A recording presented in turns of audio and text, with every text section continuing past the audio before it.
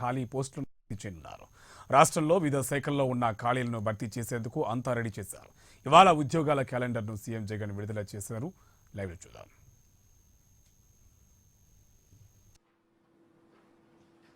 మందికి లబ్ధి చేకూర్చేలా వాళ్ళందరి వేతనాలు కూడా పెంచడం జరిగింది. ఎన్నికలకు 3 నెలల ముందు వరకు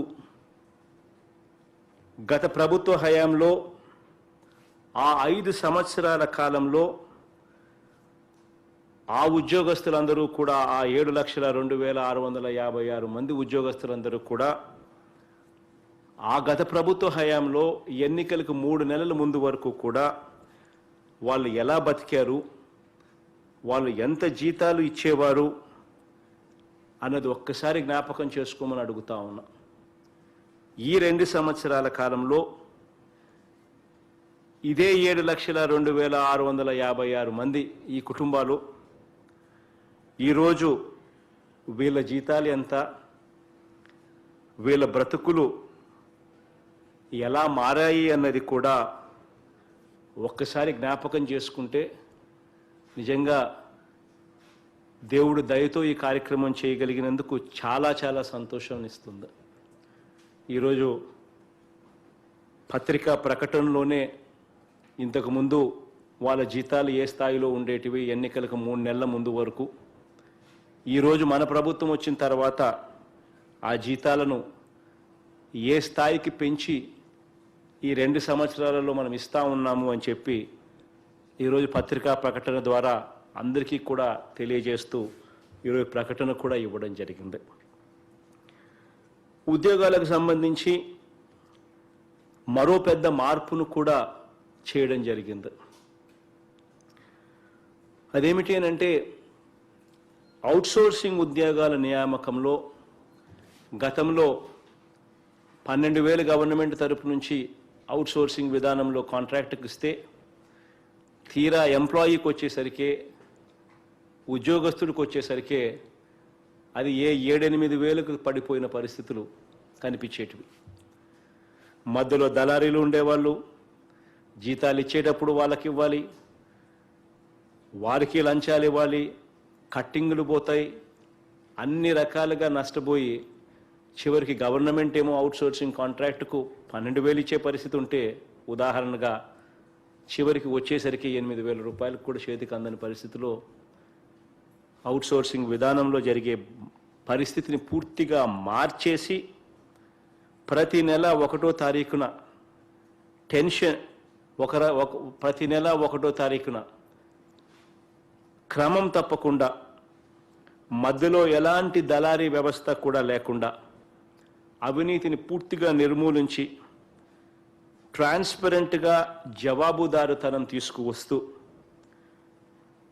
అన్ని ప్రభుత్వ శాఖల్లో కూడా అవసరమైన ఉద్యోగాల నియామకాల కోసం ఏపీ అవుట్సోర్సింగ్ కార్పొరేషన్ ఆప్కాస్ ఏర్పాటు చేసి దాని ద్వారా దాదాపుగా 95,000 ఉద్యోగాలు దాదాపుగా దాని ద్వారా అవుట్సోర్సింగ్ ఎంప్లాయీస్కు గతంలో ఇచ్చే జీతాల కన్నా ఈరోజు చాలా మెరుగైన జీతాలు వచ్చేట్టుగా చేయగలిగామని చెప్పి సగర్వంగా కూడా ఈ సందర్భంగా తెలియజేస్తా ఉన్నాను.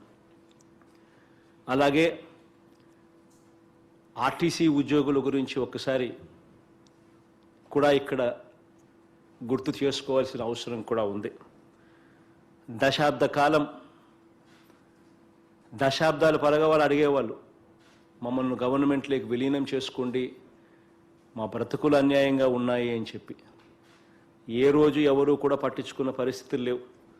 అలాంటి పరిస్థితిని పూర్తిగా మారుస్తూ సంవత్సరానికి 3,600 కోట్ల రూపాయల అదనపు భారం పడుతూ ఉన్న ప్రభుత్వం మీద దాన్ని కూడా చిరునవ్వుతోనే స్వీకరించి ఇచ్చిన మాట ప్రకారం ప్రభుత్వంలో 51,387 మంది ఆర్టీసీ ఉద్యోగస్తులందరినీ కూడా ప్రభుత్వంలోకి విలీనం చేసి వాళ్ళందరికీ కూడా ఉద్యోగ భద్రతను ఇవ్వడమే కాకుండా పదవీ విరమణ వయసు కూడా 60 సంవత్సరాలకు కూడా పెంచాము అని చెప్పి కూడా ఈ సందర్భంగా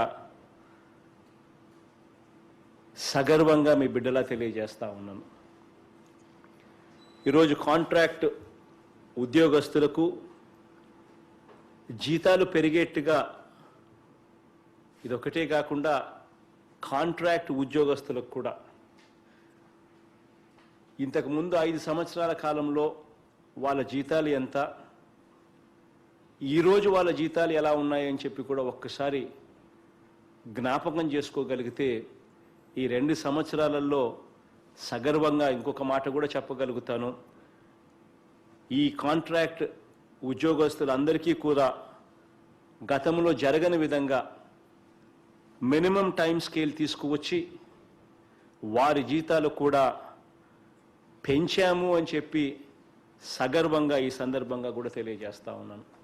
ఈ మినిమం టైం స్కేల్ అన్నది మన ప్రభుత్వం వచ్చిన తర్వాత మనం అమలు చేశాము అని చెప్పి కూడా సగర్వంగా తెలియజేస్తా ఉన్నాను. గతంలో 5 సంవత్సరాల పరిపాలన జరిగినప్పుడు ఏ ఒక్కరూ కూడా మినిమం టైం స్కేల్ అమలు చేయాలి అని చెప్పి తపన పడిన పరిస్థితులు ఎప్పుడూ కూడా లేవు. ఈరోజు మనందరి ప్రభుత్వం ఏర్పాటు కాకమునుపు ఏం జరిగిందో, ఆ పరిపాలన ఎలా ఉండేదో అందరికీ కూడా తెలిసిన విషయాలే. అప్పట్లో ఏపీపీఎస్సీలో ఉద్యోగ నియామకాలు ఎప్పుడు నోటిఫికేషన్ వస్తుందో ప్రతిరోజు కూడా ఎదురుచూపులే ఉండేటివి. అప్పుడప్పుడు మీడియా లీకులు మాత్రం ఇస్తూ ఉండేవాళ్ళు, అదుగో నోటిఫికేషన్, ఇదిగో నోటిఫికేషన్ అని చెప్పి. ఆ నోటిఫికేషన్ ఎప్పుడు వస్తుందో అని చెప్పి కళ్ళు కాయలు కాసేలా నిరుద్యోగులందరూ కూడా ఎదురు చూసేవాళ్ళు. నోటిఫికేషన్ వస్తున్నప్పుడు వస్తుందేమో, ఉద్యోగాలు రాకుండా పోతాయేమో, దానికోసం చదవాలి కదా అని చెప్పి ఏకంగా పట్టణాలకు వెళ్ళి నెలలు సంవత్సరాలు కాదు, నెలలు కూడా కాదు, సంవత్సరాలు అక్కడే అద్దెలు కడుతూ కోచింగ్ సెంటర్లలో కోచింగ్ తీసుకుంటూ చివరికి నోటిఫికేషన్ రాని పరిస్థితులు మన కళ్ళ ఎదుటనే కూడా కనిపించేటివి. ఇలాంటి పరిస్థితిని పూర్తిగా మారుస్తూ చేయగలిగిన మంచంతా కూడా చేయడానికి ఏమాత్రం కూడా వెనకాడకుండా ముందడుగులు వేస్తూ ఉన్నాము అని చెప్పి మీ బిడ్డలా ఈ సందర్భంలో చెప్పడానికి గర్వపడతా ఉన్నానని చెప్పి తెలియజేస్తా ఉన్నాను.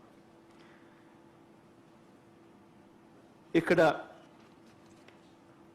మరో విషయం కూడా ఒక్కసారి గుర్తుకు కూడా తెచ్చుకోవాలి. ఆ రోజుల్లో గత ప్రభుత్వం చెప్పిన వాగ్దానాలను కూడా ఒక్కసారి జ్ఞాపకం చేసుకోవాలి. ఆ రోజుల్లో రాష్ట్ర విభజన సమయంలో 1,40,000 ఉద్యోగాలు ఖాళీగా ఉన్నాయని, వాటిని మేం భర్తీ చేస్తామని ఎన్నికల వాగ్దానంలో వాళ్ళ మేనిఫెస్టోలో అది పెట్టి 2014లో అధికారంలోకి వచ్చిన తర్వాత ఆ మేనిఫెస్టోను చెత్తబుట్టలోకి వేసిన పరిస్థితులను కూడా ఒక్కసారి జ్ఞాపకం చేసుకోమని అడుగుతా ఉన్నా.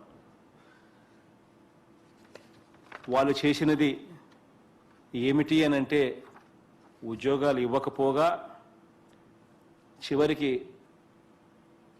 ప్రత్యేక హోదా ద్వారా అంతో ఇంతో ప్రైవేట్ రంగంలో అన్న కనీసం ఉద్యోగాలు వస్తాయని చెప్పి ఎదురు చూస్తూ ఉన్న పరిస్థితిని కూడా పూర్తిగా తాకట్టు పెట్టి ఒక లేని ప్రత్యేక ప్యాకేజీ కోసం, ఓటుకు కోట్ల కేసు కోసం పూర్తిగా తాకట్టు పెట్టిన పరిస్థితులు కనిపించాయి. అప్పటి కేంద్ర ప్రభుత్వంలో కూడా ఇదే గత ప్రభుత్వ పెద్దలందరూ కూడా 2 మంత్రి పదవులు కూడా అనుభవించారు. అవకాశం ఉన్న రోజుల్లో వారు రాజీ పడడం వల్ల ఇప్పుడు మనం ఢిల్లీ వెళ్ళిన ప్రతిసారి కేంద్ర ప్రభుత్వానికి ప్రత్యేక హోదా ఇవ్వండి అని చెప్పి వాళ్ళని రిక్వెస్ట్ చేయాల్సిన పరిస్థితిలోకి ఈరోజు వచ్చాం. ఇప్పుడు కేంద్రంలో సంకీర్ణ ప్రభుత్వం లేదు కాబట్టి, అక్కడున్న ప్రభుత్వానికి లోక్సభలో వాళ్ళకు కావాల్సిన పూర్తి మెజారిటీ వాళ్ళకే ఉంది కాబట్టి ఈరోజు మనం పదే అడగడం తప్ప చేయగలిగిన ఏమీ లేని పరిస్థితిలో ఈరోజు మనం ఉన్నాం. దేవుడి దయతో ఈ పరిస్థితులు కూడా ఎప్పుడో ఒకరోజు మారుతాయి అని చెప్పి సంపూర్ణంగా నమ్ముతా ఉన్నాను. దేవుడు ఆశీస్సులతో ఎప్పుడో ఒకసారి ఇది మంచి జరుగుతుందని చెప్పి కోరుకుంటా ఉన్నాను. గత ప్రభుత్వంలో ఆ రోజు అన్న మాటలు కూడా మనందరికీ కూడా తెలిసినవే. ఏ రకంగా మాటలతో మోసం చేశారు, మాటలతో భ్రమ కల్పించారు అన్నది కూడా మనందరికీ తెలిసిన విషయాలే. ఆ రోజు అప్పట్లో ఫలానా వ్యక్తి వస్తే జాబ్ వస్తుందని కూడా గొప్పగా చెప్పారు. అప్పట్లో ప్రతి ఇంటికి ఉద్యోగం ఇవ్వకపోతే 2000 రూపాయలు నిరుద్యోగ భృతి ఇస్తాము అని చెప్పి కూడా అప్పట్లో చెప్పడం జరిగింది. కానీ ఆ తర్వాత ఉద్యోగాలు లేవు, నిరుద్యోగ భృతి లేదు. ఒక్కటైతే జరిగింది, ఎన్నికలకు 3 నెలల ముందు మాత్రం ఒక డ్రామా మాత్రం చేశారు. ఇది మాత్రం ఖచ్చితంగా జరిగింది. ఈరోజు అందుకు భిన్నంగా మనందరి ప్రభుత్వం అధికారంలోకి వచ్చిన తర్వాత ఇవాళ నేను గర్వంగా కూడా చెప్తా ఉన్నాను, ఈ 6,03,000 ఉద్యోగాలు మన కళ్ళ ఎదుటనే కనిపిస్తూ ఉన్నాయి అని చెప్పి. అప్పట్లో ఇస్తామన్న 1,40,000 ఉద్యోగాలు ఖాళీగా ఉన్న 1,40,000 ఇస్తామని చెప్పి మేనిఫెస్టోలో పెట్టి ఎగరగొట్టిన పరిస్థితుల నుంచి ఇవ్వకపోగా ఈరోజు కోవిడ్ పరిస్థితిలో ఉన్నా కూడా ఈరోజు రాష్ట్రానికి రెవెన్యూ రావాల్సిన ఆదాయం తగ్గినా కూడా ఈరోజు ఇటువంటి ప్రతికూల పరిస్థితుల్లో కూడా దేవుడి దయతో ఎక్కడా కూడా సంక్షేమం ఆగలేదు, ఎక్కడా కూడా అభివృద్ధి కార్యక్రమాలు కూడా ఆగలేదు అని చెప్పి సందర్భంగా గుర్తు చేస్తూ తెలియజేస్తా ఉన్నాను. నవరత్నాలు ఆగలేదు, వాగ్దానాల అమలు ఆగలేదు, బడుల నిర్మాణం ఆగలేదు, రైతులకు అక్కచెల్లెమ్మలకు చదువుకునే పిల్లలకు అవ్వాతాతలకు ప్రతి సామాజిక వర్గానికి కూడా అందరికీ కూడా న్యాయం చేస్తూ దేవుడి దయతో అడుగులు ముందుకు వేసే కార్యక్రమం సాగుతానే ఉంది అని చెప్పి ఈ సందర్భంగా తెలియజేస్తా ఉన్నాను. గతంలో ఉద్యోగాలు అంతో ఇంతో ఎక్కడైనా ఇచ్చే పరిస్థితి ఎక్కడైనా ఉంటుంది ప్రైవేట్ రంగంలో అయినా కూడా అనంటే రాజధాని ఎక్కడుంది అని చెప్పి పరిగెత్తుకుని పోయే పరిస్థితుల్లో ఉండేటివి. ఆ రాజధానిలో కూడా హైదరాబాదుకు వెళ్ళే పరిస్థితి ఎక్కువగా అనిపించేది. ఈరోజు ఆ పరిస్థితులన్నీ కూడా మార్పుకు గురవుతూ ఉన్నాయి. ఈరోజు మన ఉద్యోగాలు మన గ్రామాలకే వచ్చి మన గ్రామంలోనే మనకి ఇవాళ ఉద్యోగాలు వచ్చే పరిస్థితి ఇవాళ కనిపిస్తూ ఉన్నాయి. ఈరోజు డీసెంట్రలైజేషన్తో జాబ్ మార్కెట్ కూడా విస్తరిస్తూ ఉన్న పరిస్థితి కనిపిస్తూ ఉంది. గ్రామాలలో రూపురేఖలు మారుతూ ఉన్నాయి. గ్రామాలలో మన కళ్ళ ఎదుటనే ఇవాళ శిథిలావస్థలో ఉన్న బడులన్నీ కూడా ఇంగ్లీష్ మీడియం వైపులు అడుగులు వేస్తూ ఉన్నాయి. నాడు నేడు కార్యక్రమంతో రూపురేఖలు మార్చుకుని మన పిల్లలకు మెరుగైన భవిష్యత్తు ఇక్కడే కనిపిస్తూ ఉంది అన్న సంకేతాలు ఇస్తూ ఉన్నాయి. ఈరోజు మన గ్రామంలోనే విలేజ్ క్లినిక్లు మన కళ్ళ ఎదుటనే కట్టబడుతూ ఉన్నాయి. కొద్ది రోజుల్లో పూర్తయ్యే పరిస్థితి కూడా కనిపిస్తూ ఉంది. ఈరోజు మన గ్రామంలోనే విత్తనం నుంచి పంట అమ్మకం వరకు రైతులకు అడుగడుగునా కూడా చెయ్యి పట్టుకుని నడిపించే వ్యవస్థతో ఆర్బీకేలు మన కళ్ళ ఎదుటనే కనిపిస్తూ ఉన్నాయి. ఈరోజు మన గ్రామంలోనే ఈరోజు మన కళ్ళ ఎదుటనే ఈరోజు ఈ సంవత్సర కాలంలో గోడౌన్లు, కోల్డ్ స్టోరేజ్లు, ప్రైమరీ ప్రాసెసింగ్ యూనిట్లు, అసైయింగ్ ఎక్విప్మెంట్లు, ఈ సంవత్సర కాలంలోనే గ్రామాలలోనే డిజిటల్ లైబ్రరీస్ కూడా తీసుకురావడం కూడా జరుగుతూ ఉంది. ఈరోజు దేవుడి దయతో మనం ఏర్పాటు చేయబోతున్న స్కిల్ డెవలప్మెంట్ సెంటర్లు కానీ, హార్బర్లు 8 చోట్ల కట్టించే కార్యక్రమాలు చేస్తూ ఉన్నాం. ఆ హార్బర్ల వల్ల కానివ్వండి, కొత్తవి 16 మెడికల్ కాలేజీలు కట్టబోతా ఉన్నాము. ఆ మెడికల్ కాలేజీల వల్ల కానివ్వండి, ఆసరా, చేయూత వీటిని లింక్ చేస్తూ Amul, Reliance, Hindustan liver, ITC, Procter and Gamble వీళ్ళందరినీ కూడా ఈ ఆసరా, చేయూత స్కీమ్తో లింక్ చేస్తూ వాళ్ళందరినీ కూడా తీసుకురావడం వల్ల కానివ్వండి, ఇవన్నీ కూడా ఉపాధి ఉద్యోగాల విప్లవానికి, ఇవన్నీ కూడా గ్రామ స్థాయిలోనే కూడా ఇవన్నీ కూడా ఒక విప్లవానికి, ఉద్యోగాల విప్లవానికి నాంది పలుకుతాయని చెప్పి ఈ సందర్భంగా సగర్వంగా కూడా తెలియజేస్తా ఉన్నాను. ఈరోజు పిల్లల్ని చదివించుకునేలా తల్లిదండ్రుల్ని ప్రోత్సహిస్తున్నాం. నాణ్యమైన విద్య అందించేలా విద్యా విధానంలో మార్పులు తీసుకొస్తా ఉన్నాం. ప్రతి పాప, ప్రతి బాబు కూడా గ్రాడ్యుయేట్ చదవాలని చెప్పి ఆ గ్రాడ్యుయేట్ చదివించే దానికోసం గట్టి సంకల్పంతో ఈరోజు అడుగులు కూడా వేస్తూ ఉన్నాం. చదువుకున్న ప్రతి చెల్లెమ్మ, ప్రతి తమ్ముడికి కూడా అవకాశాలను విస్తరించే దిశగా అడుగులు ముందుకు వేస్తూ యుద్ధ ప్రాతిపదికన అడుగులు వేయిస్తున్నామని చెప్పి కూడా ఈ సందర్భంగా తెలియజేస్తూ ఉన్నాం. ఇవన్నీ కూడా నిండు మనసుతో చేస్తూ ఉన్నాం. ఇవన్నీ మంచి ఫలితాలు ఇవ్వాలని, రాబోయే రోజుల్లో దేవుడి దయ, మీ అందరి చల్లని దీవెనతో ఇంకా మంచి చేసే అవకాశాలు కూడా రావాలని మనసారా కూడా కోరుకుంటూ మంచి జరగాలని చెప్పి ఈ కార్యక్రమానికి శ్రీకారం చుడుతూ ఈరోజు ఈ కార్యక్రమాన్ని ప్రారంభిస్తా ఉన్నాం. I request the Honorable Chief Minister to kindly release the job calendar for the year 21-22.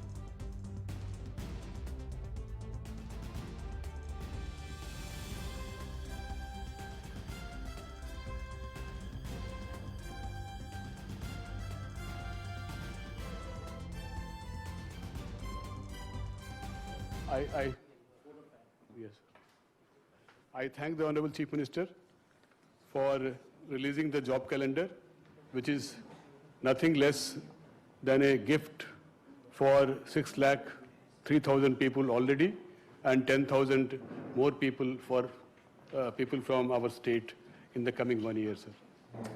I thank all the officers, advisors and the ministers who have come here as a part of this function. And I also thank all the district collectors who have taken part in this program on the video conference.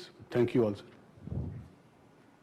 ఈ క్రెడిట్లో కలెక్టర్లందరికీ కూడా భాగస్వామ్యం ఉంది. ఎందుకంటే మీ అందరి సహాయ సహకారాల వల్ల లంచాలు లేకుండా, వివక్ష లేకుండా 4 నెలల కాలంలోనే ఏకంగా 1,22,000 సచివాలయ ఉద్యోగాలు చేయగలిగాము అని అంటే ఈ రోజుకి కూడా ఒకసారి వెనక్కి వెళ్ళి ఆలోచన చేస్తే ఎటువంటి కంప్లైంట్ లేకుండా ఇన్ని లక్షల మందితో దాదాపుగా 10 లక్షల మంది పైచులకు ఉద్యోగాలకు రాసి ఒకసారి ఆలోచన చేస్తేనే ఒకసారి అన్బిలీవబుల్గా కనిపిస్తుంది. So my profound thanks to all the collectors also and all the government officials. Without మీ అందరి సహకారం లేకపోయిందంటే ఇది ఎప్పటికీ కూడా జరిగి ఉండేది కాదు. My profound thanks to all of you also.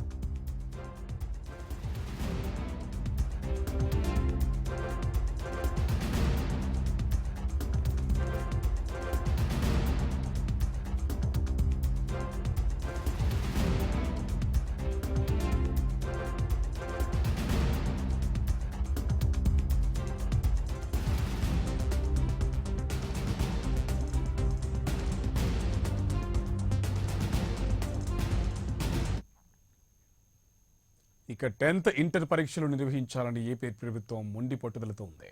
Covid తగ్గుముఖం పట్టినా కూడా థర్డ్ వేవ్ ముప్పు పొంచి ఉండడంతో పరీక్షలు నిర్వహించడం విద్యార్థుల ప్రాణాలతో చెలగాటమాడమని విద్యార్థి సంఘాలు ఆగ్రహం వ్యక్తం చేస్తున్నాయి. పరీక్షల నిర్వహణపై తిరుపతిలో విద్యార్థులు తల్లిదండ్రులు ఏమంటున్నారు?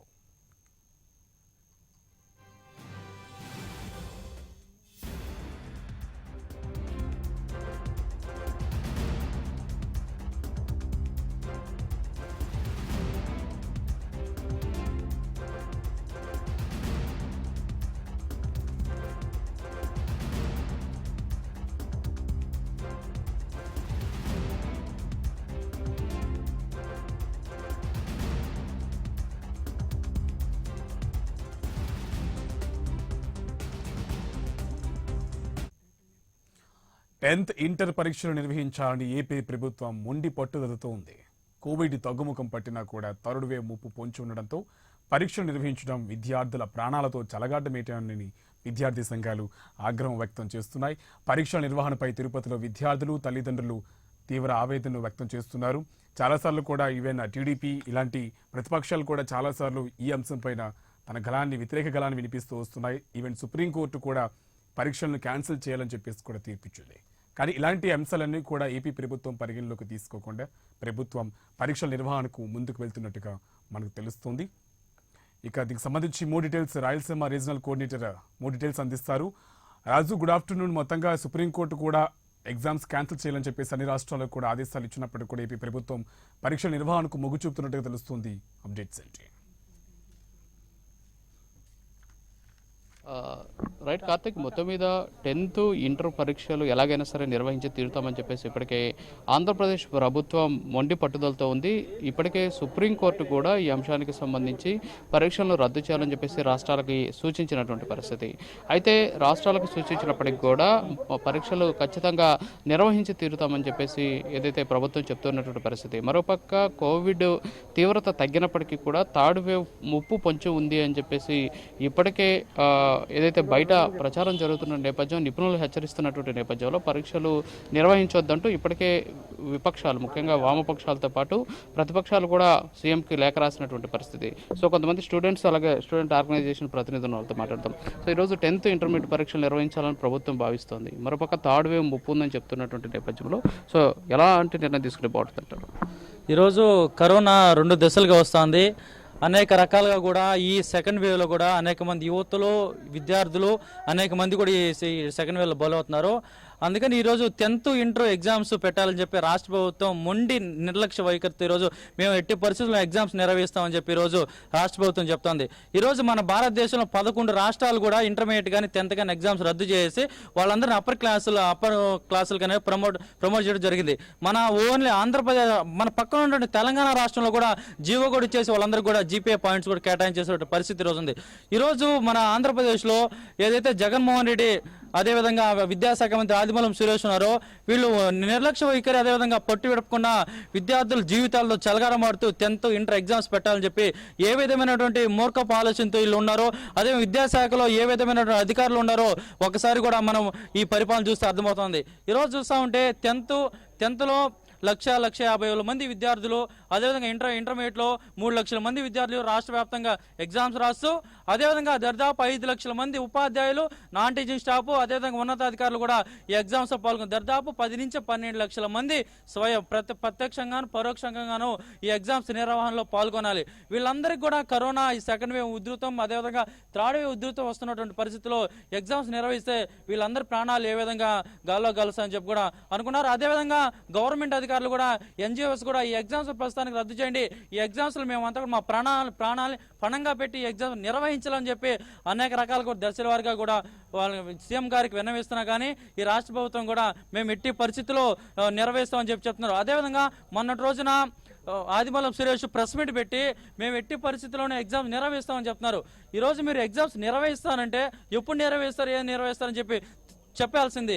ఈరోజు 10th క్లాస్ విద్యార్థులు అంతా కూడా అకాడమిక్ ఇయర్ అయిపోయి ఎగ్జామ్స్ చదివేసుకున్నారు. వాళ్ళకి ఎగ్జామ్స్ జరుగుతాయా జరగవా అనేటువంటి వాళ్ళు ఒక ఆలోచనతో ఉన్నారు. ఇంటర్మీడియట్ వాళ్ళు జరగని ఉన్నారు. ప్రస్తుతం ఇంట్లో వాళ్ళని చదివిపించాలా లేకపోతే వాళ్ళు బయటకు వదలాలా అనే విధంగా మానసిక ఒత్తిడిలో కూడా విద్యార్థులు ఈరోజు ఉన్నారు. అదేవిధంగా ప్రతిపక్షాలు సిపి రామకృష్ణ గారు కానీ అదేవిధంగా జనసేన పవన్ కళ్యాణ్ కానీ నారా లోకేష్ గారు కానీ వీళ్ళంతా కూడా ఇంటర్మీడియట్ 10th ఎగ్జామ్స్ కూడా రద్దు చేయాలని చెప్పి దశల వరకు కోరుతున్నారు. కానీ జగన్మోహన్ రెడ్డి వాళ్ళేదో వాళ్ళ సొంత లాభం కోసం వాళ్ళలో ఇంట్లో ఎవరు కూడా రామకృష్ణ ఇంట్లో కానీ నారా లోకేష్ ఇంట్లో కానీ పవన్ కళ్యాణ్ ఇంట్లో కానీ ఎవరు కానీ 10th కానీ ఇంటర్మీడియట్ చదివేటువంటి ఏ ఒక్క విద్యార్థి లేరు. వాళ్ళంతా కూడా విద్యార్థులు రాష్ట్ర విద్యార్థుల భవిష్యత్తు కోసం వాళ్ళంతా మాట్లాడుతున్నారు తప్ప ఇదేదో రాజకీయంగా ఇంకో రకంగా కాదని చెప్పి కూడా మేము కూడా కోరుతున్నాం.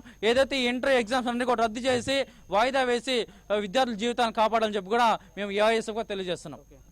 మీరు చెప్పండి, ముఖ్యంగా ఏదైతే స్టూడెంట్స్ అందరూ కూడా థర్డ్ వేవ్ వస్తుంది, సో థర్డ్ వేవ్లో ఇబ్బందులు వచ్చేటువంటి అవకాశాలు అని చెప్పేసి ఇప్పటికే నిపుణులు హెచ్చరిస్తున్నారు. మరి అలాంటి సందర్భంలో పరీక్షలు నిర్వహించాలి అని ప్రభుత్వం మొండిగా నిర్ణయం తీసుకోవడం మీద ఏమంటారు? ముఖ్యంగా భారతదేశంలో కరోనా పట్ల ప్రభుత్వం పక్క నిర్లక్ష్యం చేస్తున్నది. ఎక్కడ ఆక్సిజన్ ప్లాంట్లు కానీ సరైన హాస్పిటల్స్ కానీ సరైన పద్ధతిలో లేని పరిస్థితులు ఉన్నది.